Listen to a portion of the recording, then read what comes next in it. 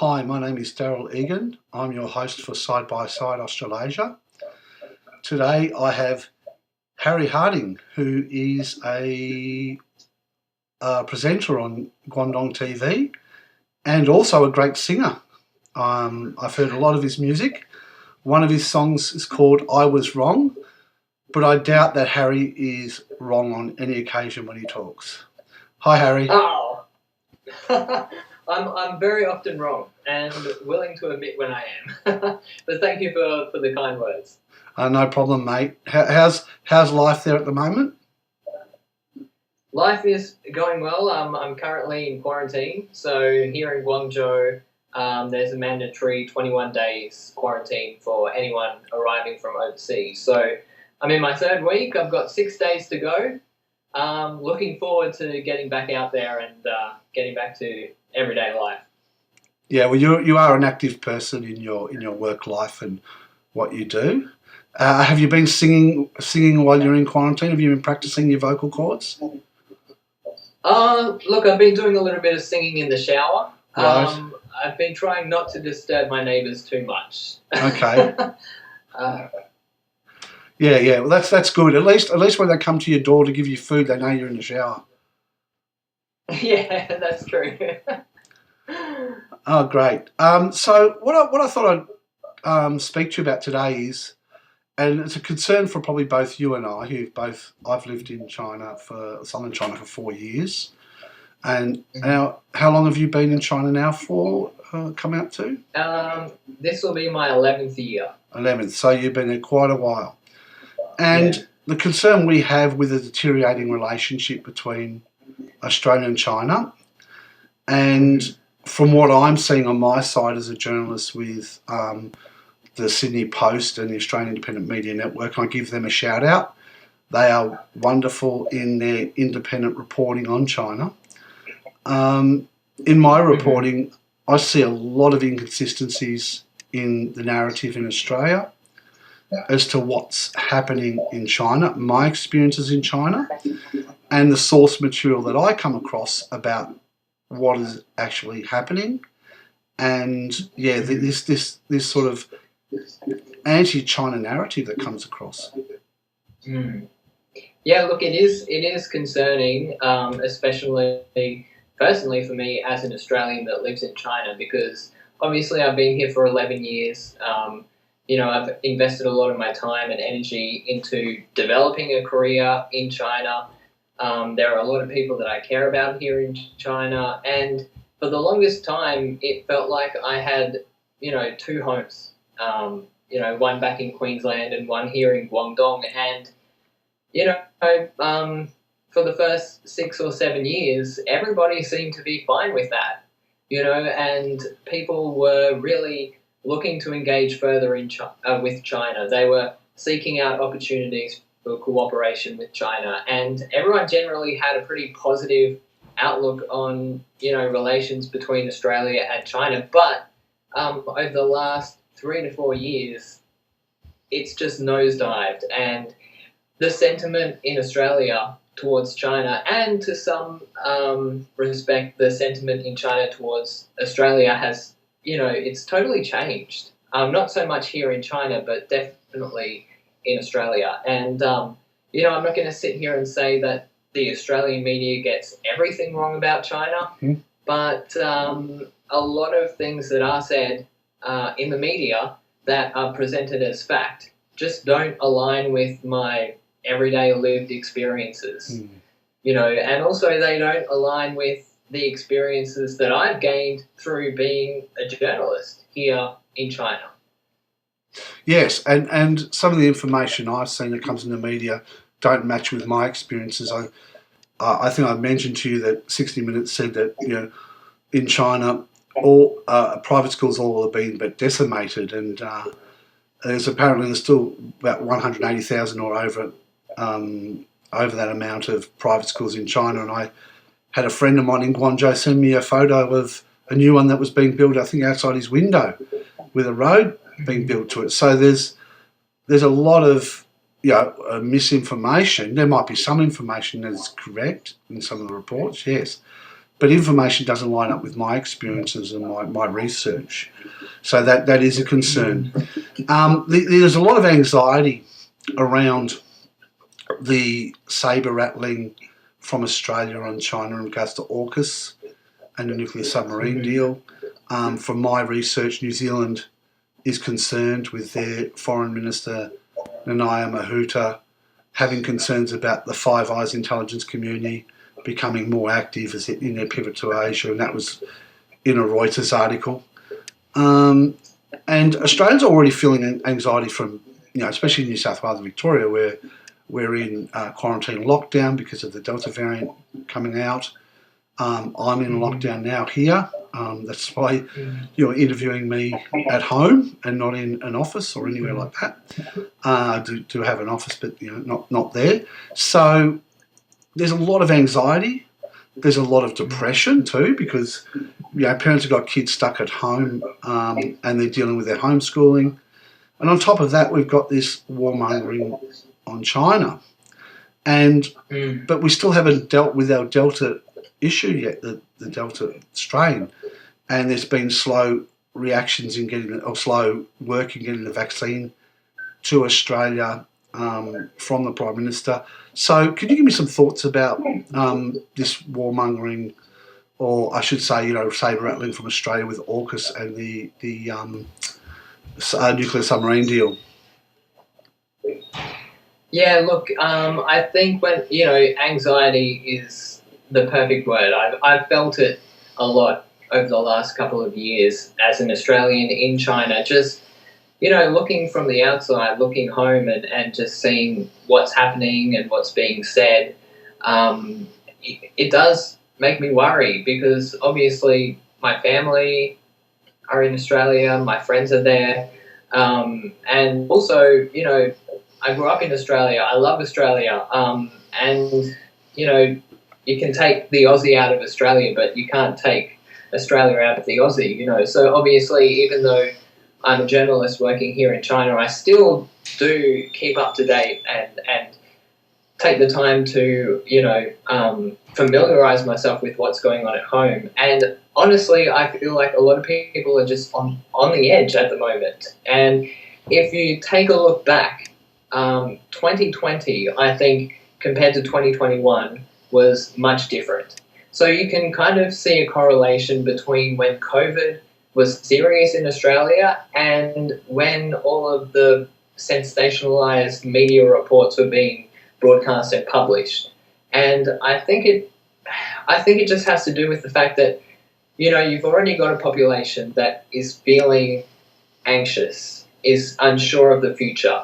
And, you can capitalize on that by feeding them more information that just makes them, justify those fears in a way, or, validates how they're feeling. Because obviously, sometimes you can feel anxious, you can feel depressed, but you don't really know why. You can't pinpoint the reason.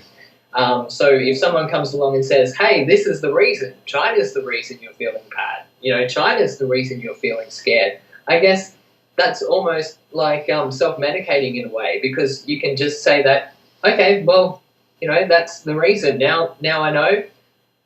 I can sort of push that aside for a minute. But I think that's really dangerous. And, we hear this word constantly. We hear the word threat. We constantly are told that China is a threat to Australia. Militarily, economically, we're constantly told that it's a threat, but we aren't explicitly told why it's a threat. Yes. And sometimes that is frustrating because, okay, you can tell me that China's a threat, but unless you tell me why it's a threat, then, why should I be concerned? And why should we risk so much of our economic prosperity based on, the notion that China is a threat to what? To our democracy, to our economy, to, are we trying to convince people that China wants to invade Australia, which obviously it does not? And there are just so many simple things that you can look at, and you can, for example, you can just bring out a world map. You can look at China and you can look at where Australia is located. You can see that there are many countries in between China and Australia. So for China to somehow launch an attack on Australia, it would have to either bypass or go around a lot of countries that we, traditionally have very close relationships with. So, I mean, that's just one very sort of basic response to one form of threat that is perceived. In terms of economy, I just can't see how China is a threat to our prosperity and our economy, because basically engagement with China over the last 30 years is what kept us out of a recession during the global financial crisis.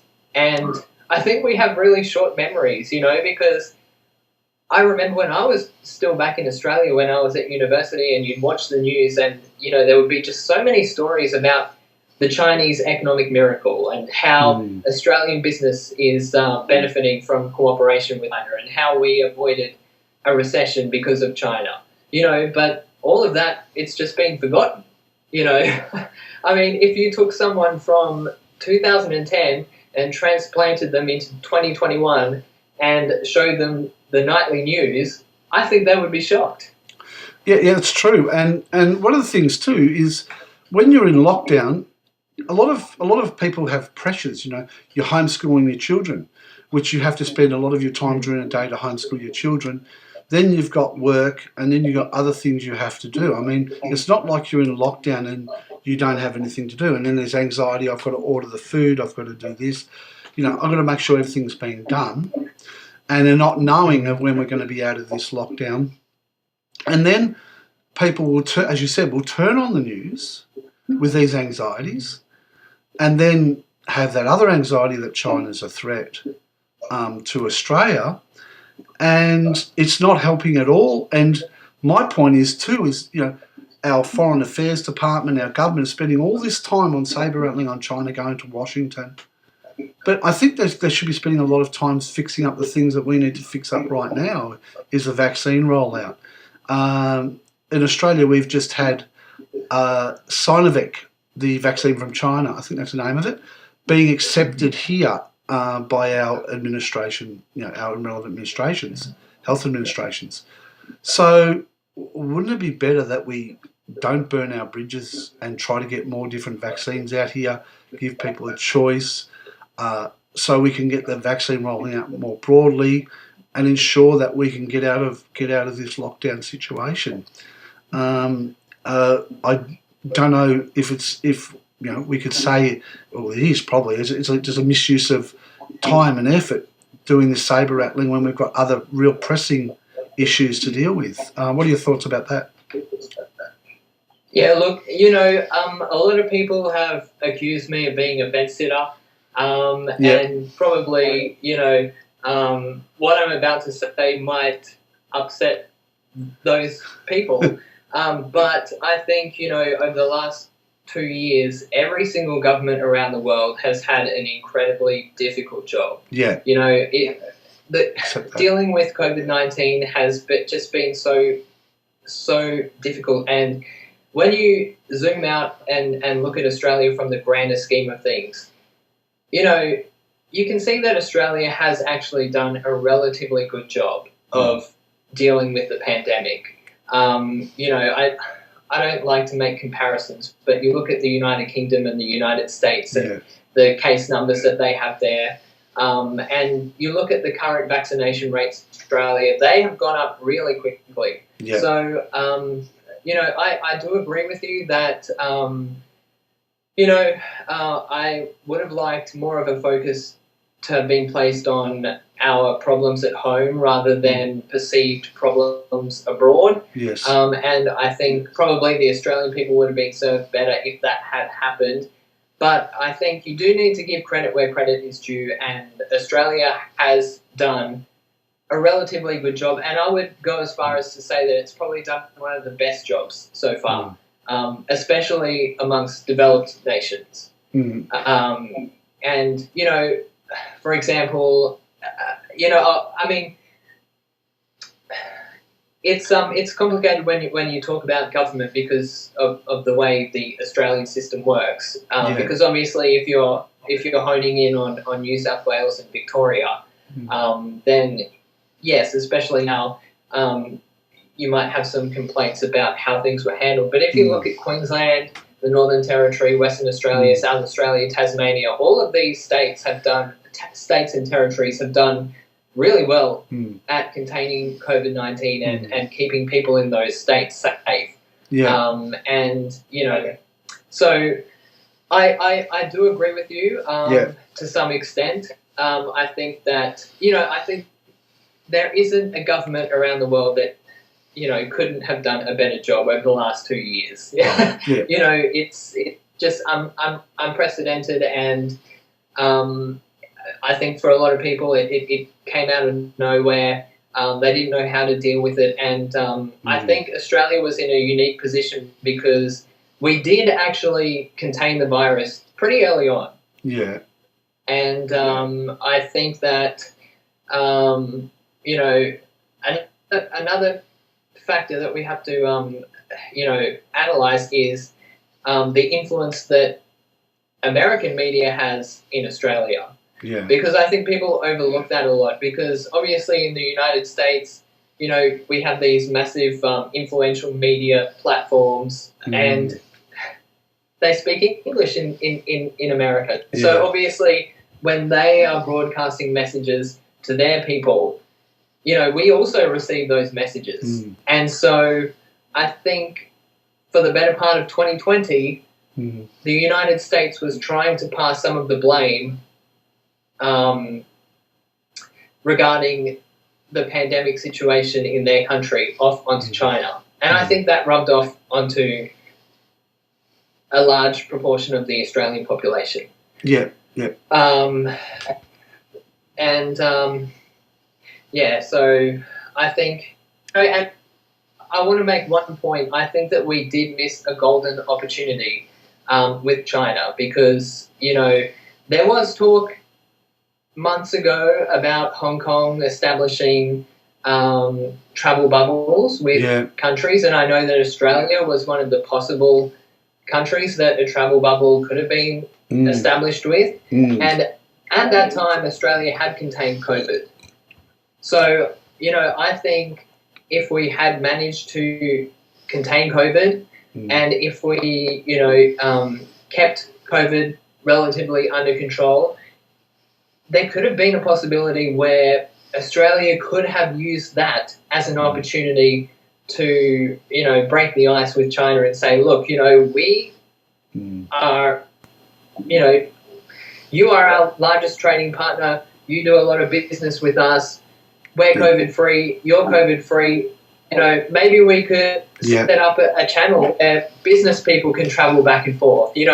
That would have been a really good opportunity because, regardless of geopolitics and whatever you perceive, or think about China, I think we can all agree that at the end of the day, if business can continue and we can enable those, that cooperation to continue, I think most people would support that, and that would have been a good platform to build on and try to improve the situation. But unfortunately, things didn't turn out that way, and I feel like that is a missed opportunity. Yeah, well, look, we did do a good job in Australia, generally across the board, but I have to say from the research I've done, there were hiccups, and I think, in New South Wales, early on when they had their outbreaks, which came to Victoria through a delivery driver who didn't wear a mask, what happened was that early on they didn't do their lockdown quick enough, and the Prime Minister was sort of whispering as you don't need to do a lockdown quickly. So we did have some misgivings, some mistakes in that strategy, which could have been done better. And whether those mistakes were because, the government was distracted on this other stuff is a big question. But I think, yes, overall we did do a better job. We're an isolated country, so it's a little bit different to, say, Europe. But I think overall, yes, we got the vaccines in.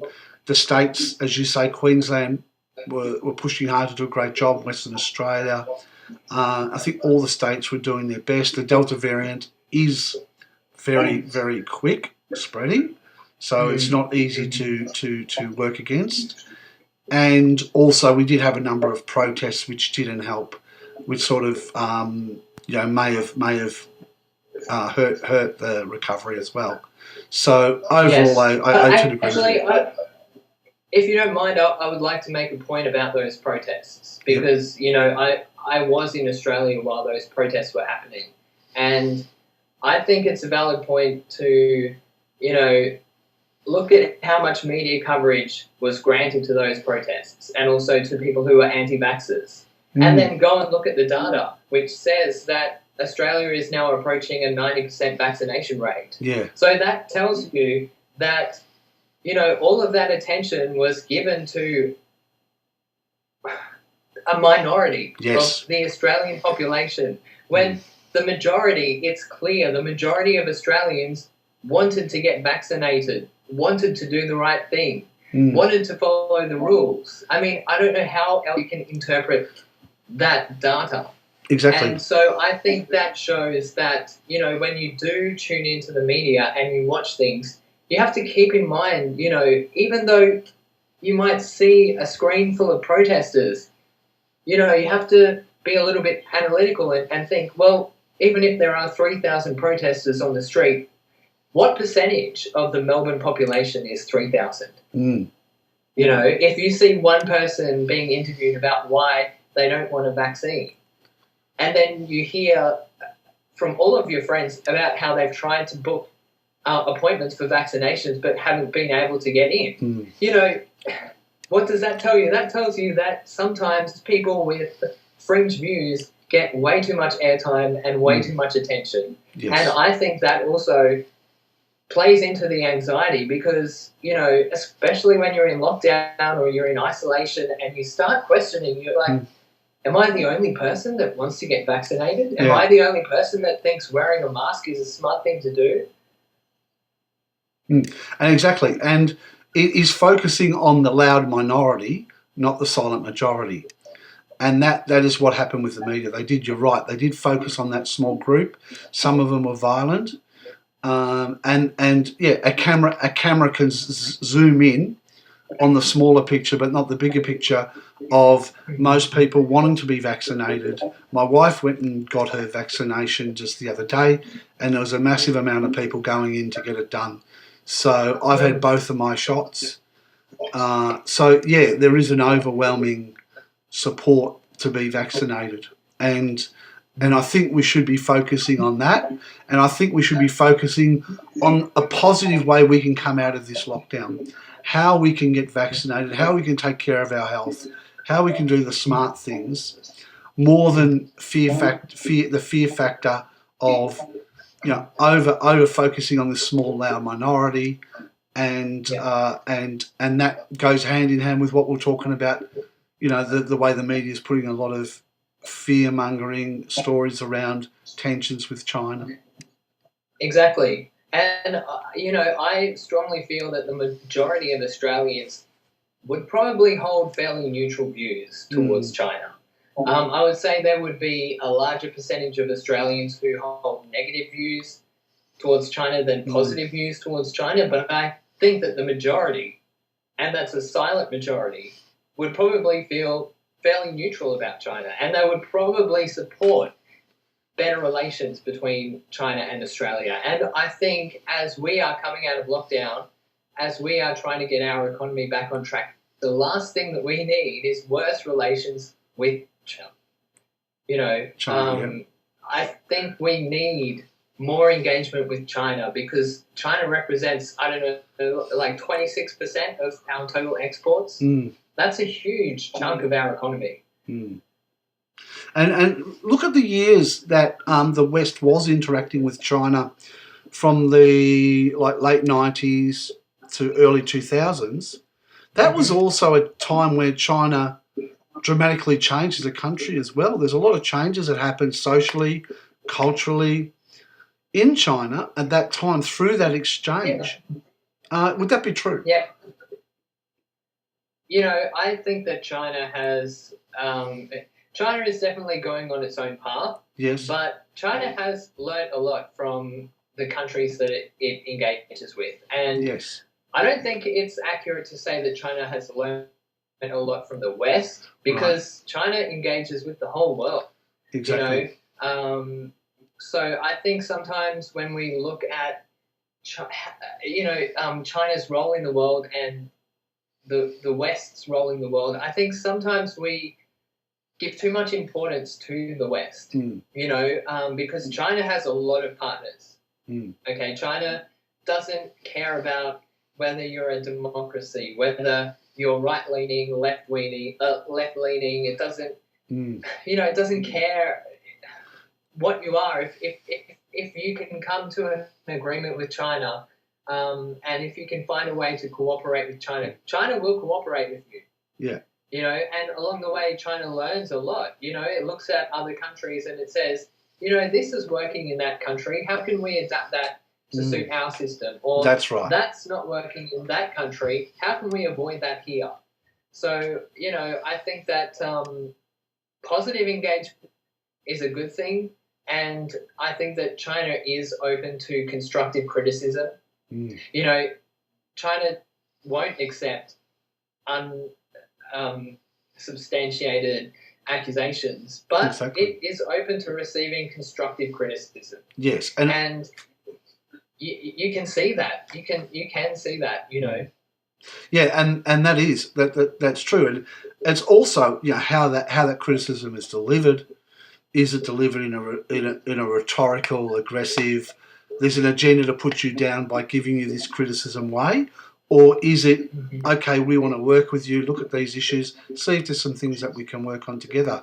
My comment in regards to those years where other countries around the world are dealing more with China economically, China, when I talked about the changes, were more like, how do we adjust with this interaction but keep ourselves as a country and work with you? And that's a change I'm talking about, not a change of, they're changing just to accept the Western system, but it's more of, okay, how can we adjust the way we're working to work with you internationally and so on, but within our system and our way, because China is a civilization country which has a big history, and the current government not only learn what's happening today, but they have learned what has happened through their own history, going back thousands of years. And that is where people need to, I suppose, understand the holistic view of China from its history to now, and where it's going in the future, and not project fears of what China's going to do on the basis of some of the things Western countries have done around the world with colonialism. So you can't project your own fears or the fears of what Western countries have done around the world on China, because look at China's history. China hasn't never been a country that's gone over to another side of the world to invade or colonise. So we have to keep those things in perspective when thinking about these news stories that may instill fear in us that China's going to take us over or invade us. Not going to happen. No. Yeah, not going to happen. No. Not going to happen. And, with all of this talk about a war, it does frustrate me, because I honestly believe that war is the last thing that China wants. Yes. China is so focused on development. It's so focused on its economy. A war with the United States, it wouldn't just cripple the United States economy. It would cripple the Chinese economy as well. And China does not want that. They've just spent, 50 years building up their economy, and they've just finally lifted, the vast majority of their population out of poverty. Why would they, after, decades of trying to achieve that, why would they sacrifice that by going into a war that they can avoid? China doesn't, I don't think China wants a war, but I think that if it is pushed into a war, then that's another story. Yeah. That's another story. So when we're hearing about the threat, I think we really need to have a hard think about where the threat is coming from. You know, what is pushing this conflict? You know, what is or who is egging on this conflict? Because it sure isn't the Chinese. That's right. That's right. You know, I'll just say one more thing. In China, people don't talk about a war. Yes. People don't even think that a war is possible. You know, before I went back to Australia, I spoke to a couple of my friends and colleagues, and I said, you know, all of this talk about a possible war is really making me anxious.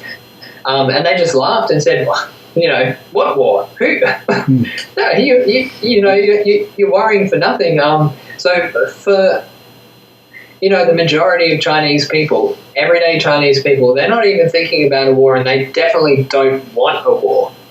And that's a good way to think, because we should be thinking in positive terms, in engagement terms, and dialogue terms. And that is the way we need to engage China and every other country. And you're right, war is not going to serve anyone any good.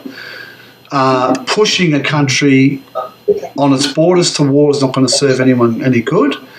If we had a war and Australia got involved, I mean, just look at the panic at the start of COVID, where people rushed to the supermarkets buying toilet paper.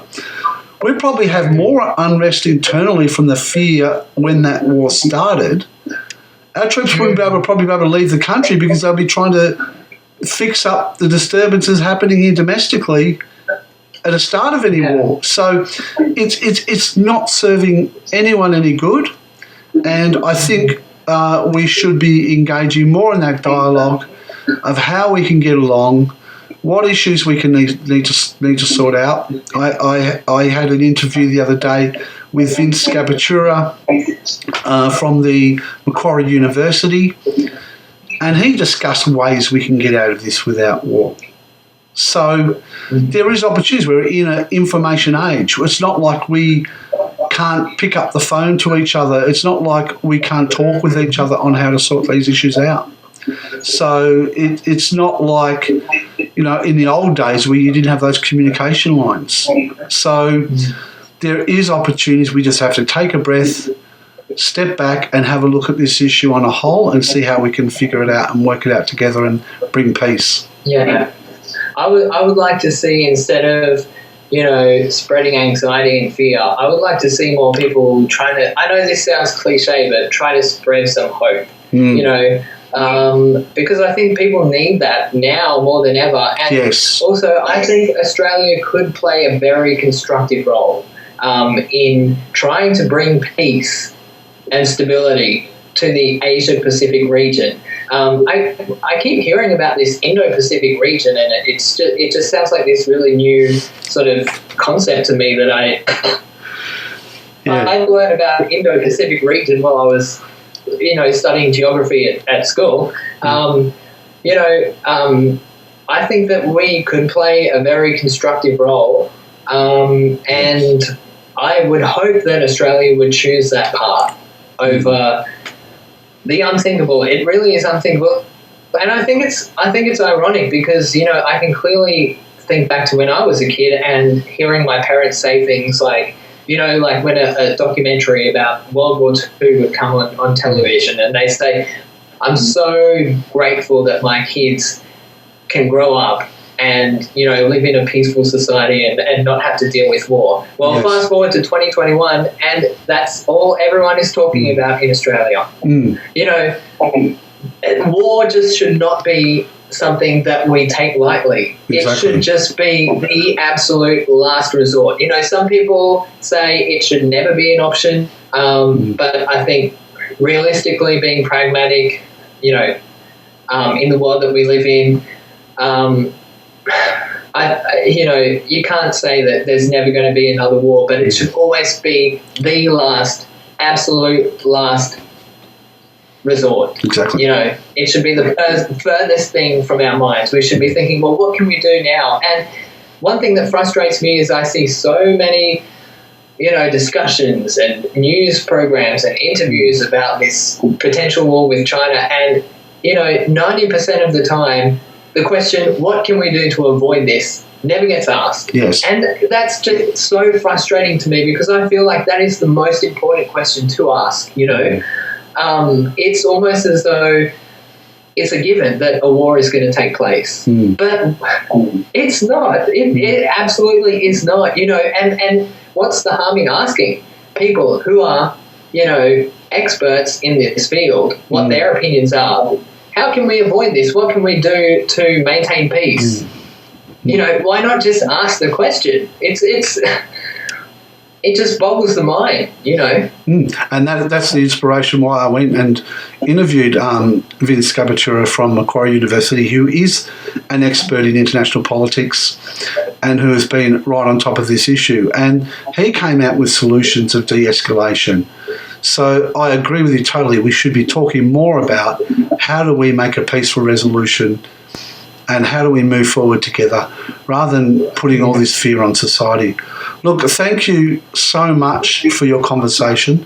Being in Australia with these fears, I feel more confident having these conversations with you, because you do put a positive light on hope and what we can do to fix these problems and bring up more issues of how we can understand each other.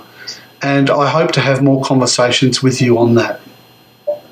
I look forward to those conversations, and I thank you for giving me the opportunity to express myself, because, I think that the opinion that I have is not popular among a lot of people, regardless of, which side of the argument they sit. I think, I cop a lot of flack sometimes for, sticking with this idea that we can get along and things can improve. And so thank you. I appreciate it. No problem. And I've copped the same sort of flack in saying, well, look, there's another side. You have to look at this. This is the information. And I'm always accepting of people coming to me with a different opinion. But, things do have to be backed up by sourced facts and, not just rhetoric. So, look, again, thank you so much. Look, you enjoy your next 6 days. Okay. Thank you. I'll do my best. And hopefully I can hear some more of your singing as well. Put some other tunes out, which would be really, really good. And that I'll try. I think we need a bit more music in the world. It does have a calming effect. Thank you so much. Yeah, thank you very much. I appreciate it.